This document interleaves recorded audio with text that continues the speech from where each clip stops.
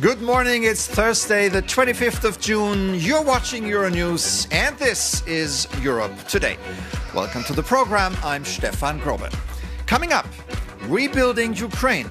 Prime Minister Yulia Sviridenko leads Kiev's delegation to the Ukraine Recovery Conference 2026 in Gdansk that kicks off today. Ukraine aims to secure concrete agreements on defense capabilities, energy, and economic cooperation. The conference, co-hosted by Poland and Ukraine, is expected to focus on reconstruction, investment, and sectors heavily damaged by Russia's war. Adventures in Antibes. France's President Emmanuel Macron welcomes Italian Prime Minister Giorgia Meloni to the French Riviera today for a major Franco-Italian summit aimed at strengthening cooperation between two of the European Union's leading economies. According to the Élysée Palace, talks will focus on key areas, including defense, space, energy, and infrastructure. Meeting Monsieur Brexit. In an exclusive interview with Euronews' Maria Tadeo, the former French Prime Minister and chief EU Brexit negotiator shares his thoughts about Brexit 10 years on, the danger of populism, and why a victory of the far right in France's presidential election next year would be dramatic. And what happened at the World Cup last night? I'll have the latest for you. But first, the Ukraine Recovery Conference in Poland. The meeting comes as Kiev continues to repair and defend critical infrastructure damaged by unabated Russian missile and drone attacks. Understandably, energy resilience remains one of Kiev's top priorities as Moscow continues targeting power generation and transmission systems.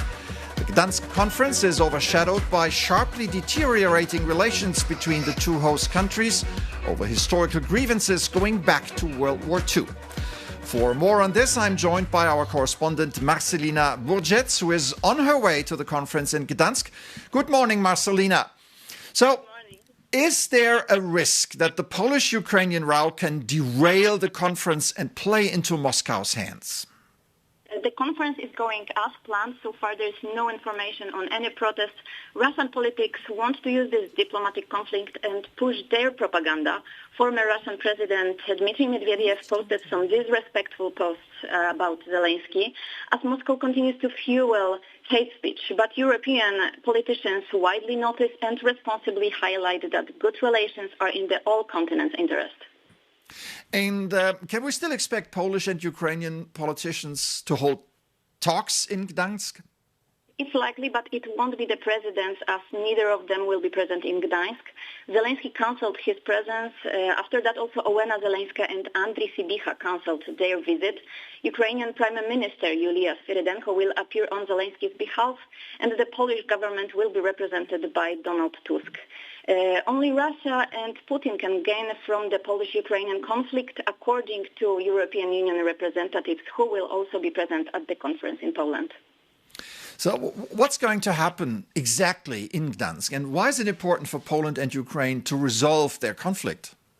It is estimated that nearly 200 contracts and agreements will be signed, mostly between Polish and Ukrainian companies. And the cost of rebuilding Ukraine is estimated at several $100 billion. It is in both Poland and Ukraine's interest to maintain good relations and de-escalate this diplomatic conflict. All right, Marcelina Burgetz, thank you very much. The situation in Ukraine was also the subject of a meeting of the so-called E5 in Berlin yesterday.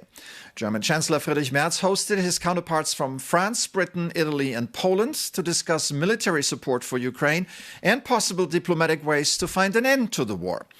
Over the past few weeks, Ukraine has launched attacks against Russian positions in Crimea, the Ukrainian peninsula that Russia annexed in 2014.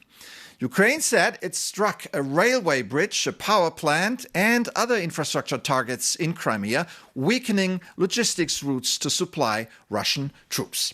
For more on this, we have our correspondent Sasha Vakulina here on the set. Good morning, Sasha. Morning, Stefan. So, Kiev has significantly intensified its attacks on Crimea. What is the strategy and what's the end game here?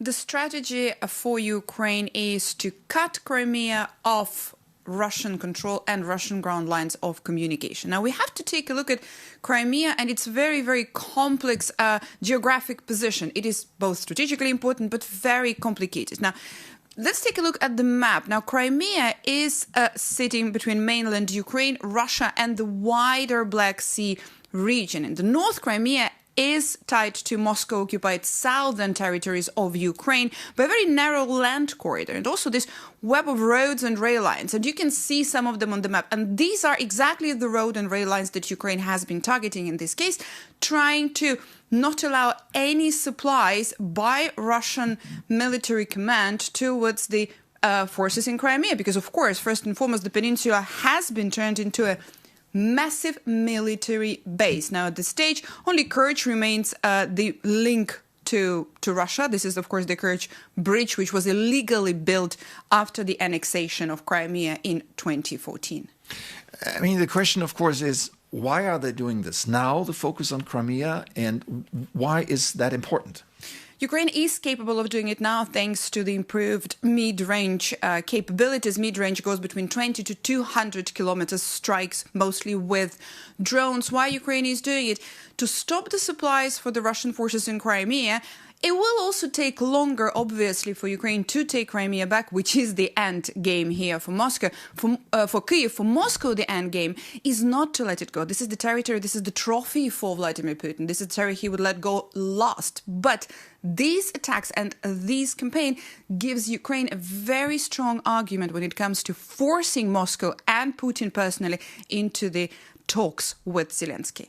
All right, Sasha Vakulina, thank you very much. The Middle East may be entering a new diplomatic phase, but the road to peace remains deeply uncertain.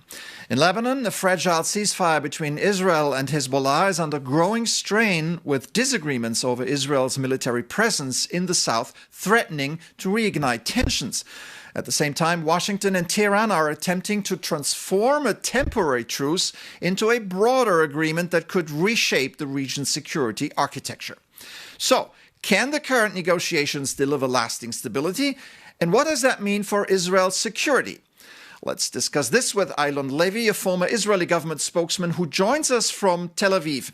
Good morning, sir. So if Washington reaches a broader understanding with Tehran, would Israel view that as an opportunity to reduce regional tensions? Or is there a fear that Iran is just trying to buy time and preserve its influence across the Middle East? The Iranian regime is trying to rebuild its network of proxy armies in the Middle East right now, and that's why Israel is warning that the direct US-Iran talks threaten to derail the fragile peace process between Israel and Lebanon itself. Israel's ambassador to the US this week warning we're heading for a train wreck. Israel and Lebanon were already negotiating directly as two sovereign states. They had already agreed that any ceasefire would be contingent on a complete cessation of Hezbollah fire and Hezbollah's withdrawal north of the Litani River. And the Islamic Republic of Iran swooping in now, trying to be a protector of Lebanon, playing a role the Lebanese government does not want because it wants to get rid of the Iranian influence, is throwing a spanner in the works. And so this is a very dangerous development now. There had been a direct peace process between the sides. That is now being derailed as Lebanon is looking at the United States and begging them, please don't sell us back to the Islamic Revolutionary Guard Corps. We want to be free from Iranian influence, not let them dictate terms here. For years, Israel has argued that Iran and its network of proxies are the main source of instability in the region. Are we now witnessing the beginning of a new regional order, or do you believe the fundamental security threats facing Israel remain unchanged? The Iranian axis is far weaker than it was on the eve of Hamas's October 7th massacre and the regional war that it sparked. But the Iranian regime is trying to rebuild that. And if this war ends with an American withdrawal from the region, if it allows the Iranians to charge tolls on the Strait of Hormuz, if it lets them rebuild their ballistic missiles, then Gulf countries that were thinking of making peace with Israel are going to be looking over their shoulders and trying to reach accommodations with the Iranian regime. That is the threat at this current moment, that instead of intensifying a positive peace process between Israel and its Arab neighbors, they're now going to be spooked by a resurgent Islamic Republic of Iran, and they're going to want to cut deals to continue to appease it in the hope that in the future it won't attack them with drones and missiles like it did during Operation Epic Fury. And Elon, on Lebanon, one more. Israel says it must maintain freedom of action against Hezbollah in southern Lebanon, but critics warn that continued military operations risk destabilizing the ceasefire. How can Israel guarantee its security without pushing Lebanon back towards conflict? Israel wants Lebanon to dismantle Hezbollah itself, but the Lebanese government has been either unable or unwilling to do so. The previous war ended in November 2024 with a ceasefire that was meant to see Lebanon pull Hezbollah north of the Litani River. That just never happened. Hezbollah continued rearming. And so Israel's defensive campaign against Hezbollah now is creating the urgency and the opportunity for the Lebanese government to do something that it's been desperately trying not to do, and that is to directly confront the militia that takes its orders from the Islamic Revolutionary Guard Corps. And the day that Lebanon is able to dismantle Hezbollah will be the first day of a beautiful peace between Israel and Lebanon. All right, Eilon Levy, former Israeli government spokesman. Thank you very much, sir, for your time this morning. Thank you. Now, back to Europe. After years of tensions, diplomatic spats, and political differences, France and Italy are seeking a reset. French President Emmanuel Macron and Italian Prime Minister Giorgia Meloni are holding their first official bilateral summit in Antibes today, aiming to inject fresh momentum into one of Europe's most important relationships. From migration and defense to competitiveness and the wars on Europe's doorstep, the meeting is designed to show that Paris and Rome can put past disagreements aside and work together. For more on this, let's head to Gabriele Barbati in Rome. Good morning, Gabriele. Good morning, Stefan. Yes, as you said, this meeting in Antibes is an intergovernmental one by the two countries set 4 years ago to strengthen cooperation on major topics on the agenda, and crucially major contractors, defense contractors, will be at the table. Now, looking at the calendar, Macron hosted Meloni just 10 days ago in Evian. Yesterday both were in Berlin for the E5, and in a few days all the leaders will head to Ankara for the NATO summit. These seem critical days for shaping the future of European defense and to set the relationships and to reset maybe the relationships with the USA, both political and military ones under NATO. As you said, there are plenty of issues on the table, but France and Italy aren't always exactly on the same page, are they? Well, Meloni and Macron over the last 4 years have met several times, but not always agreed on the major issues at stake. Take Ukraine. The French president often proposed the military deployment in Ukraine that the Italian prime minister never welcomed. The ground seems firmer on Lebanon. Meloni confirmed that Italy and France will discuss today and will work together to renew the mandate of the UN UNIFIL mission in Lebanon, which will end in December. But underneath it all, there is the role that Meloni has been trying to carve out for herself as a bridge between Brussels and Washington, thanks to her ties with Donald Trump. Well, that leverage seems to have evaporated, as Paris has always been pursuing an independent line with Berlin and London keeping Italy out, and also because of Italy's own domestic vulnerabilities. All right, Gabriele Barbati in Rome. Thank you very much for that update. He has been called Monsieur Brexit for spending 4 years as the European Union's chief negotiator in the divorce talks with Britain. He later returned to frontline French politics as Prime Minister, navigating one of the most fragmented political landscapes in modern France. Earlier, Euronews editor Maria Tadeo caught up with Michel Barnier in Paris, and she started by asking him about how he assesses the Brexit process 10 years on. Brussels was present in everybody, the nationalist side, Farage, Johnson, as a kind of scapegoat. Everybody knows that is not the case. A part of the answers, a part of the solutions are in Brussels, but just a part. A large part of the other answers are in London or in the regions. But there is a reality after Brexit. The idea of exit in the European Union no longer became as popular. We don't hear in France the idea of Frexit. In Italy, the Italexit sort of basically died out.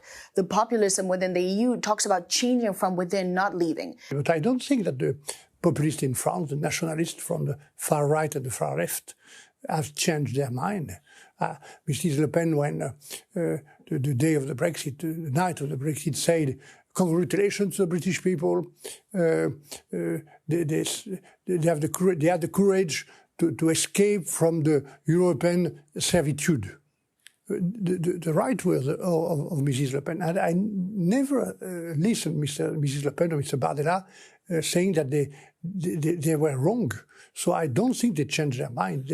These people from the far right and even the far left want to destroy the EU. Huh? They want to destroy the EU. They are nationalists. They are nationalists. So then going into 2027, and this election is a crucial election in this country. Financial markets are looking at it already. Not only for France. Not only for France. This is a systemic country to the EU and a founding member. How do you see your role in this election? And again, what you said now is they want to destroy the EU. That's a big statement. My role here in the French National Assembly, where we are today, in the French debate, and as a former Prime Minister, is to work for the unity of the centre-right. Because I think that the unity, supporting one single candidate and acting about one single program is the only way to avoid the incredible duel at the second term of the presidential election between the two candidates from the nationalist side. Would you say that's an existential threat to France and therefore by the EU, if that is what it comes down to? I think it would be dramatic for France and for Europe. Euronews editor Maria Taddeo speaking to Michel Barnier. And now the World Cup with the start of the final match day of the group stage.